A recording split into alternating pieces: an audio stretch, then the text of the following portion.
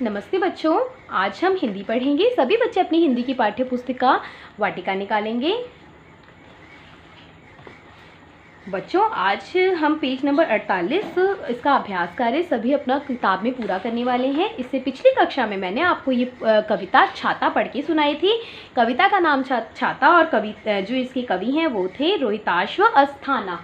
इस कविता के मैंने आपको पाठ परिचय, देखिए इस कविता का पाठ परिचय, नए शब्द व शब्दार्थ वाक्यों के प्रयोग के साथ मैंने आपको पिछली कक्षा में करवाए थे। उम्मीद है सभी बच्चों ने इतना कार्य पूरा कर लिया है। जिन्होंने नहीं किया है वो इस वीडियो की मदद से इस काम को कर सकते हैं। ये इस पाठ के शब्दार्थ हैं और ये इस पाठ का पाठ परिचय व नए शब्द हैं। ठीक है बच्चों,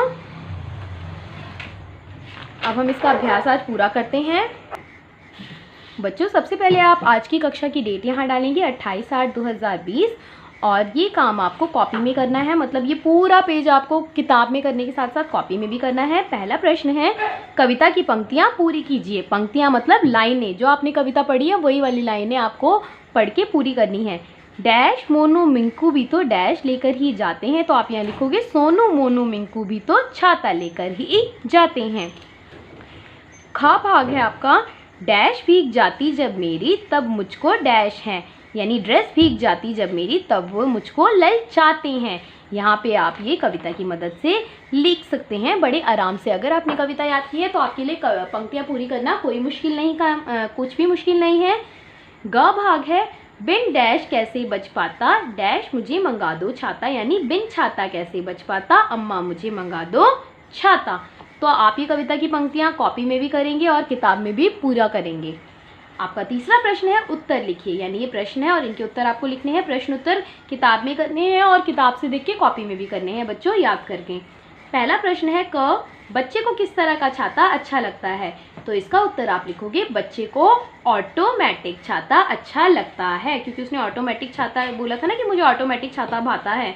खा प्रश्न है, बारिश से बचने के लिए हम क्या प्रयोग करते हैं, तो इसका उत्तर है बारिश से बचने के लिए हम छाता प्रयोग करते हैं, है ना। ग प्रश्न है, हम गर्मी में छाता इस्तेमाल क्यों करते हैं, तो इसका उत्तर आप लिखोगे हम गर्मी में छाता धूप से बचने के लिए इस्तेमाल करते हैं। ठीक है बच्चों, तो ये तीनों प्रश्न उत्तर आप किताब में लिखोगे, याद करोगे, याद करके कॉपी में लिखोगे और कविता की पंक्तियाँ भी। अब अगले पेज में देखते हैं क्या करना है। लिखो और सीखो, ये कुछ कठिन शब्द हैं, इन्हें ध्यान से पढ़ना है। जैसे कि विद्यालय है तो विद्यालय पढ़ के और इसी के नीचे विद्यालय लिखना है। विद्यालय में आधा द आता है, दा के नीचे हलंत लगा है, इसका मतलब ये आधा द है। ठीक है, इसी तरह से आपको धूप को देख के धूप, टहलना, ड्रेस, मौसम, हितकारी, नाता, वर्षा पढ़ के इन्हीं के नीचे दी गई जगह में लिखना है। अगला देखिए, चित्र देखकर उनके नीचे लिखे शब्दों को पढ़िए। ये कौन है चित्र में, लड़का, और ये कौन है, लड़की। तो देखो, जो बच्चों जिस शब्द को पढ़ के आपको ये पता चले कि ये लड़का है या पुरुष है, पुरुष मतलब कि आदमी है, उसे कहते हैं पुल्लिंग। क्या कहते हैं, पुल्लिंग। पुल्लिंग कौन होता है, कोई लड़का या पुरुष या आदमी। ठीक है, और जिन शब्दों से पता चले कि ये कोई लड़की है, स्त्री मतलब औरत है, तो उन शब्दों को कहते हैं स्त्रीलिंग।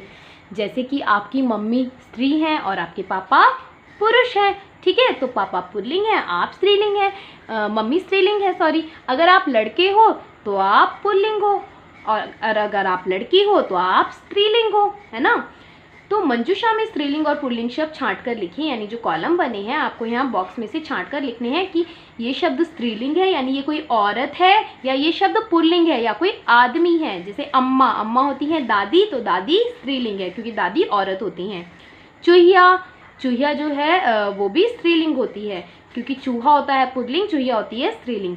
चाचा, चाचा आदमी होते हैं तो चाचा पुल्लिंग है। नानी, नानी भी औरत होती है तो नानी स्त्रीलिंग है। बाबा, बाबा होते हैं दादा, दादा आदमी होते हैं इसलिए दादा पुल्लिंग है। दर्जी, दर्जी भी आदमी होता है तो दर्जी भी पुल्लिंग है। हथिनी, हथिनी जो है वो औरतों में मतलब उसकी गिनती होती है तो वो भी स्त्रीलिंग है। बंदर, बंदर जो है वो पुल्लिंग होता है, पुरुष जाति का होता है। ठीक है बच्चों, इसी तरह आपको भी लिखना है बोल बोल के। सही जोड़े मिलाइए, बहुत आसान है। जूता जुराब के साथ पहनते हैं, कप प्लेट पे रखा जाता है और सुई में धागा डालते हैं। तो इस प्रकार से आप मैचिंग कर लेंगे। सही शब्द से वाक्यों को पूरा कीजिए। तो देखो अभी हमने स्त्रीलिंग पुल्लिंग पढ़ा था, तो उसमें हमने जैसे पढ़ा था अम्मा, अम्मा औरत होती हैं। अगर मान लो आपके घर अम्मा आई हैं तो आप ऐसे बोलोगे ना कि अम्मा आई है, ऐसे तो नहीं बोलोगे ना कि अम्मा आया है, वो तो गलत होगा। ठीक है, तो आपको इसी तरह से वाक्य पूरा करना है। जो ऑप्शन है आपको कॉलम में दिए हैं। अम्मा छाता लाया है या लाई है, तो हम लिखेंगे लाई है। लाई है यहाँ पे सही लग रहा है। रमा विद्यालय जाता है या जाती है, रमा लड़की है, नाम से पता चलता है, तो लिखेंगे रमा विद्यालय जाती है। बाहर छतरी रखी है या रखा है, तो हम लिखेंगे बाहर छतरी रखी है। छतरी के साथ रखी शब्द ठीक है। आज गर्मी बहुत पड़ रहा है या रही है, तो हम लिखेंगे आज गर्मी बहुत पड़ रही है। ठीक है, इसी तरह से आपको पूरा करना है।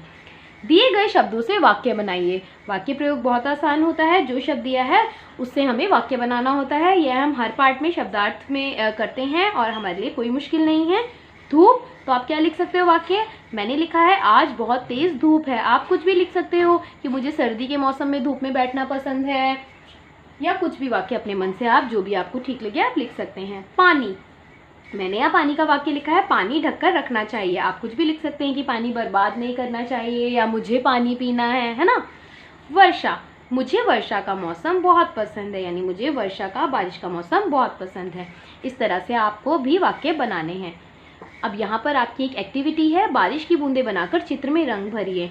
आपको यहाँ पर ऐसे ये देख रहे हो आप, इस बच्ची ने रेनकोट पहना हुआ है और गम बूट पहने हुए हैं। इसका मतलब कि ऊपर से बारिश हो रही है तभी रेनकोट पहना हुआ है उसने।